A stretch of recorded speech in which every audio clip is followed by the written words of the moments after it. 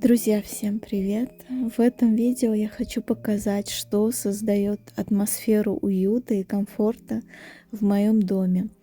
Я покажу и расскажу вам о тех вещах, которые создают мне настроение в доме. И также расскажу о науке, которая называется хюге. Ну, скорее всего, это такое вот датское определение уюта и комфорта. В общем, смотрите, любуйтесь и набирайтесь вдохновения вместе со мной. Начну с того, что в моем доме не все благоустроено для комфортного проживания, но тем не менее я стараюсь находить какие-то моменты, вещи, которые создают именно атмосферу уюта и комфорта. И впереди предстоит большая доля ремонта, скажем так. Но, тем не менее, я стараюсь находить комфорт и уют в каких-то мелочах, в каких-то деталях. Создаю себе атмосферу уюта и настроение дома, ощущение дома. Вот сейчас я расскажу, какие вещи и что именно создает ощущение дома. Ну, наверное, самую главную роль в создании настроения, конечно же, у меня занимает музыка. И не просто музыка, а музыка через колонку Алиса. Когда я впервые познакомилась с Алисой, я была просто в восторге от того, насколько музыка может быть атмосферной. До этого я, конечно, слушала музыку, но не в таком формате. И Алиса показала мне немножко другую возможность слушать музыку. Вы часто меня спрашиваете, откуда я беру такую атмосферную, красивую музыку. Так вот, мне помогает ее находить Алиса. Алиса, включи мой любимый плейлист. У вас отличный музыкальный вкус. Включаю.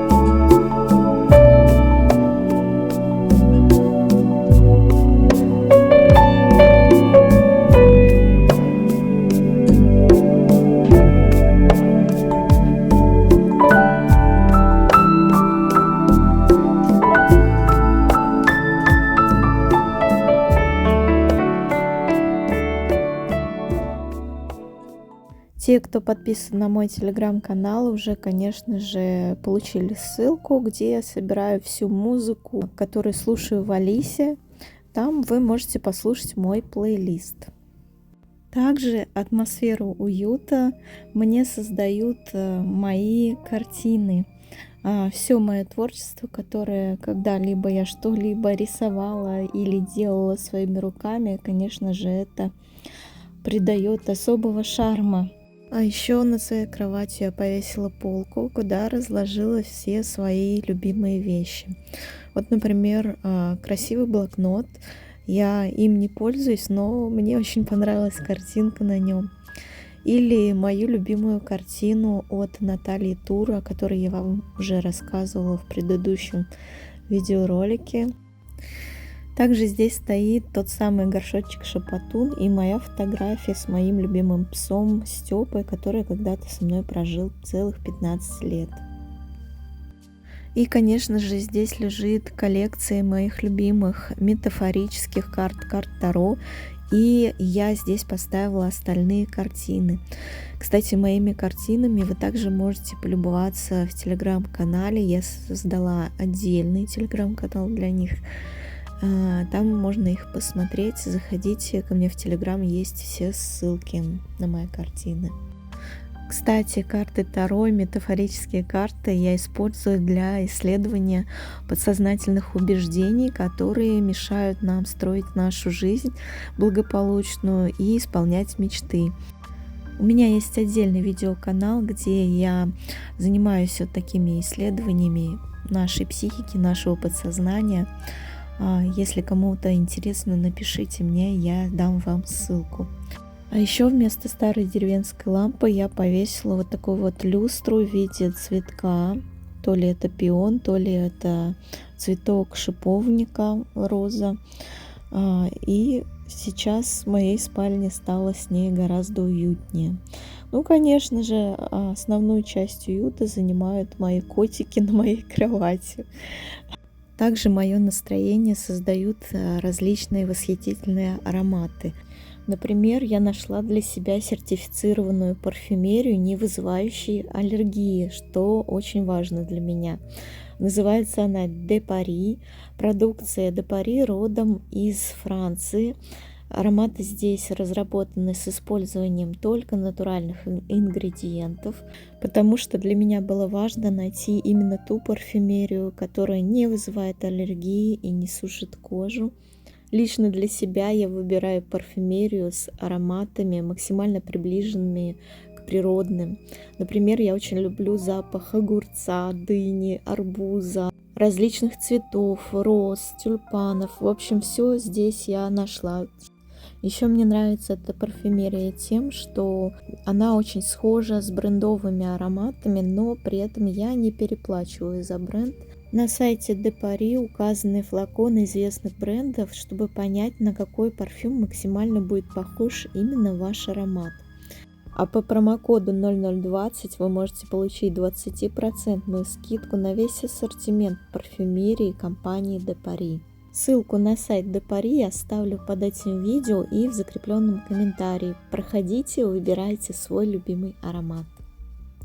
Также я вам уже показывала, как я украсила свою кухню гирляндами и вот таким вот светильником, ну или это ночник можно назвать, я не знаю.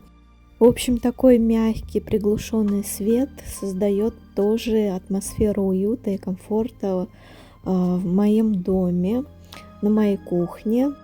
Вообще верхний свет я стараюсь дома не включать, включаю его только тогда, когда убираюсь дома или делаю что-то по дому.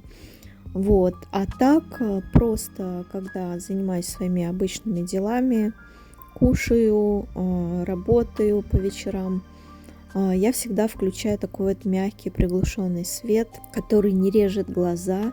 У меня в спальне тоже стоит лампа прикроватная такая, которая создает такую вот атмосферу мягкого света. Также я использую для мягкого света всякие ночники, вот как этот, например, из Фикс Прайса. Здесь в колбочку положена розовая соль, и этот ночник работает от батареек. Я просто его зажигаю как свечку. Ну и, конечно же, атмосферу уюта и комфорта создает домашняя выпечка, вкусный чай, свечи, конечно же. Вот здесь я напекла сырников и зажгла свечку. Вот у меня такой подсвечник есть. Туда можно положить маленькую свечку.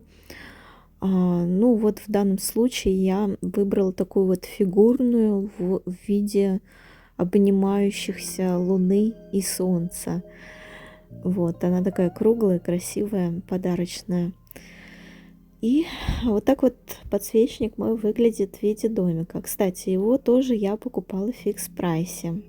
Так что, если вам понравился такой домик, светильник, подсвечник, не знаю, как его назвать, в общем, его можно найти в Фикс Прайсе. Вообще, я очень много покупаю вещей таких уютных в Фикс Прайсе. Ну и, конечно же, кот, сидящий на окне, это тоже элемент декора, можно сказать, уюта и комфорта. Вася, он всегда создает такую вот интересную, задумчивую атмосферу, философскую, можно сказать. Ну и, конечно же, уют не уют в деревенском доме, если он без печки. Ну, по крайней мере, так я сама считаю. У меня лично в доме стоит 2 печи, одна на кухне, другая в основном доме. И каждый раз, когда я зажигаю огонь в печке, я просто не могу оторвать взгляда от живого огня. Это настолько создает такую теплую атмосферу, особенно если за окном зима, мороз, а ты сидишь возле печки и смотришь вот на этот живой, горячий огонь, на эту вот субстанцию огненную. Ну, просто нельзя оторвать взгляд, и треск дров, запах древесины создает в доме просто, невероятное что-то сказочное. Это своего рода такая медитация, можно даже назвать это так. А вообще в скандинавских странах есть такое понятие, как хюге. Оно обозначает чувство уюта и комфортного общения с ощущениями благополучия и удовлетворенности. Вообще вот это понятие хюге за последние годы стало определяющей характеристикой датской культуры.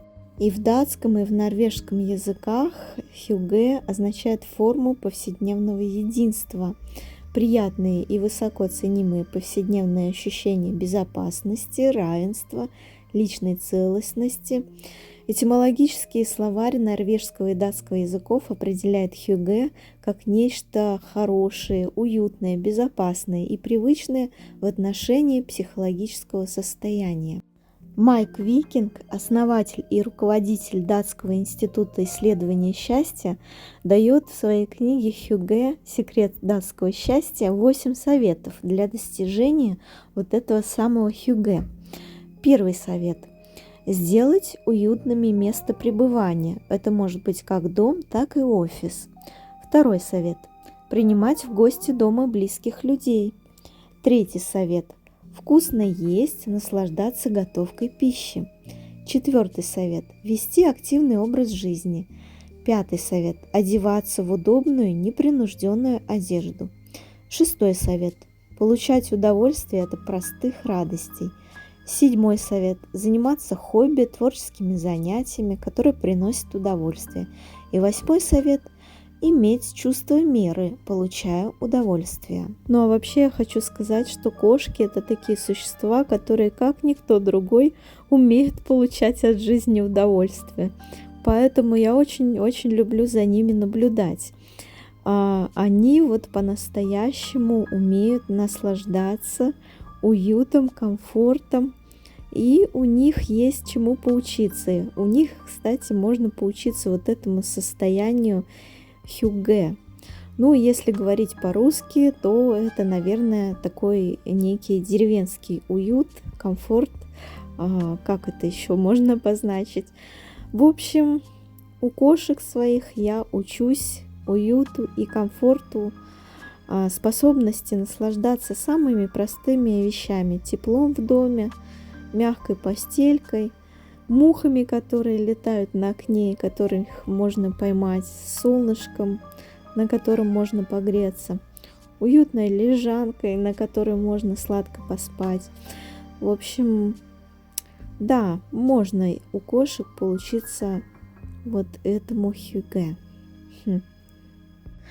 Еще от себя я хочу добавить, что если свое внимание направлять вот на такие небольшие мелочи, приятные, да, постоянно погружаться вниманием в вот эти приятные мелочи, вот в этот уют, комфорт, создавать его, создавать себе настроение разными вещами, вот которые я перечислила здесь, то, наверное, можно в какой-то мере все-таки стать счастливым человеком, потому что если постоянно погружаться в проблемы, постоянно грузить свою голову вот этими задачами, которые в будущем вас ждут или которые были в прошлом что-то, да, то так, наверное, невозможно стать счастливым человеком. Поэтому я всегда отслеживаю свое внимание, куда оно направлено. Куда направлено мое внимание, туда направлена моя энергия. И если моя энергия в вещах, которые приносят мне радость, и удовольствие, и комфорт, и уют, то, соответственно, я буду ощущать себя счастливой. Ну, а если вдруг так случается, что мое внимание соскальзывает в какие-то неприятные вещи, проблемы, я тут же стараюсь себя выдернуть вот из всего этого и обратить внимание на то хорошее, что есть вокруг меня. Послушайте, как шумят на ветру ели. Не знаю, слышно ли это.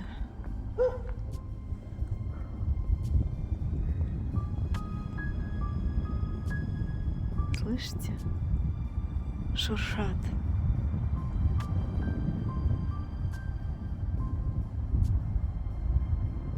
Так у них покачиваются ветки на ветру и шуршат.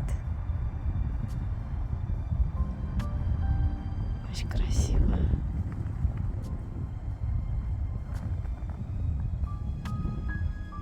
Так что и вам я рекомендую обращать внимание на приятные мелочи, создавать уют, комфорт и постоянно своим вниманием погружаться вот в эти вещи.